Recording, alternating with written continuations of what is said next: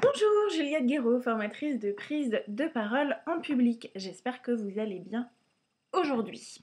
Aujourd'hui, je vous propose de réussir vos entretiens d'embauche avec la méthode que je vous propose, ma méthode prépa. Ils sont souvent un passage obligatoire dans la vie d'adulte, une sorte de rite de passage en quelque sorte. Ils nous ouvrent les portes sur notre premier salaire, notre boulot de rêve peut-être même. Seulement voilà, passer un entretien d'embauche, malheureusement, c'est pas toujours facile. On est content d'avoir décroché un entretien. Maintenant, est-ce qu'on est toujours heureux d'aller vraiment passer l'entretien? Si toi aussi tu as des boules au ventre lorsque tu vas aller passer un entretien, si tu stresses, si tu transpires énormément, t'inquiète pas, c'est complètement normal. On sait qu'on va être jugé, hein, c'est un peu le but de l'entretien. Or, personne n'aime être jugé. Et si on passait à côté de ce travail, ce boulot de rêve dont on a toujours rêvé, et si on se plantait, et si on ratait son entretien, derrière on n'a plus rien, qu'est-ce que je vais retrouver? Voilà, des questions que l'on peut se poser. Du coup, c'est pour ça qu'aujourd'hui, je te propose la méthode prépa pour réussir tes entretiens d'embauche à coup sûr. Avant d'entrer dans le vif du sujet, si tu n'es pas membre de ma chaîne YouTube, viens simplement cliquer sur ce petit bouton et tu recevras des vidéos gratuitement sur le thème des entretiens d'embauche, mais pas seulement, sur aussi la prise de parole en public en général. Alors, la méthode prépa consiste à suivre 6 stratégies qui vont t'aider lors de tes entretiens d'embauche. Première stratégie, donc notre petit P, qui correspond à préparation. Un entretien d'embauche, ça se prépare. Ce n'est pas du tout le moment de montrer vos talents d'improvisation. Peut-être que tu es très bon, mais c'est vraiment pas le moment. Je ferai d'ailleurs une série de vidéos sur comment répondre aux questions pièges que les recruteurs aiment bien poser lors des entretiens. Donc si tu veux, tu pourras aller voir mes prochaines vidéos sur ces questions pièges. En tout cas, un entretien se prépare et on doit s'entraîner. C'est très important de s'entraîner pour préparer son entretien d'embauche. Comme ça, tu sais déjà un petit peu ce que tu vas répondre et tu vas moins te sentir déstabilisé. Notre deuxième stratégie correspond à notre R. Recherche. Il est très important lorsque tu as décroché un entretien d'embauche de faire des recherches sur l'entreprise. Donc va sur leur site internet, étudie à fond leur entreprise parce qu'il y a de grandes chances que le recruteur te pose des questions un petit peu sur leur entreprise pour savoir si tu as bien fait tes devoirs. Et toi, ça t'aidera en plus à mieux cibler tes réponses aux questions. Donc fais des recherches sur l'entreprise, c'est très important. Nous arrivons à notre E, qui est pour email. Après un entretien d'embauche, c'est bien d'envoyer un petit email au recruteur. Donc pour ça, n'hésitez pas à demander l'adresse email à la fin de votre entretien à la personne avec qui vous avez eu l'entretien d'embauche et envoyer un petit email pour le ou la remercier de vous être entretenu avec vous, de vous avoir reçu pour cet entretien. Et mettez une petite phrase qui redit un petit peu de vos compétences et pourquoi vous seriez parfait pour ce job et que de toute façon vous êtes tellement passionné que vous aimeriez vraiment ce travail. Il ne s'agit pas de lécher les bottes, hein, c'est vraiment un email très simple, très concis.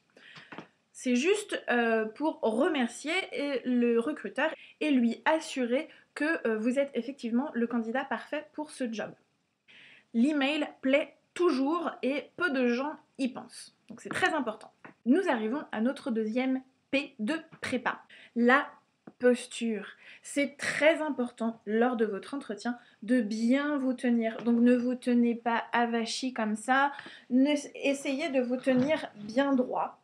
Attention, si vous êtes trop en avant, ça peut faire peur aux recruteurs parce que cela veut dire que votre langage non verbal dit que vous avez une posture supérieure. Donc attention, le but c'est pas que le recruteur se sente menacé par vous. Donc essayez de rester très droit et pas avachi.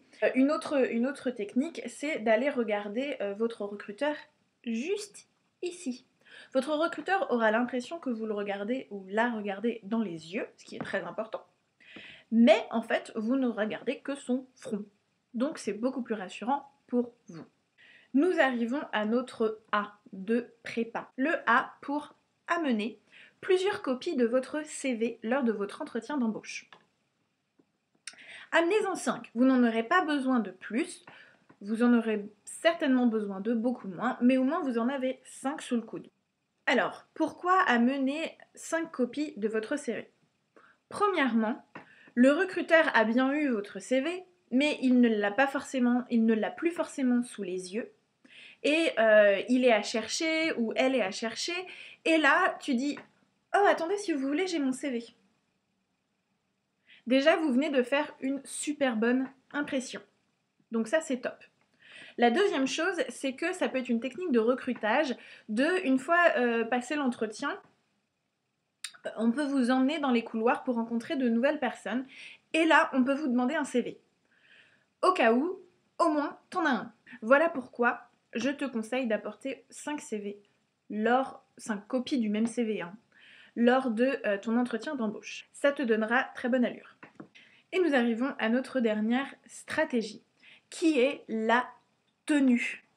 Il est très important d'avoir une tenue appropriée à l'entretien d'embauche. Je ne sais pas si tu as remarqué, mais je me suis mis en tenue pour l'occasion.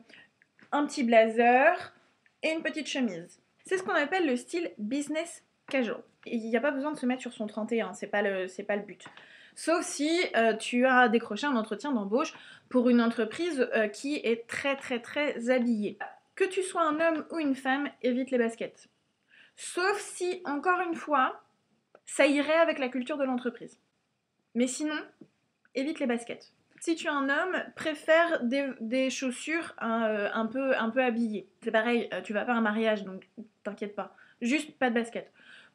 Si tu es une femme, privilégie ballerines, escarpins, des choses comme ça qui sont assez classiques et élégantes. Le but, en tout cas, c'est de s'adapter à l'entreprise. Toujours, toujours, toujours. Et voilà, avec cette méthode prépa, maintenant tu vas cartonner lors de tes entretiens d'embauche parce que tu auras toutes les clés en main. Sur ce, moi je te retrouve pour une prochaine vidéo où je t'aiderai à répondre aux questions pièges.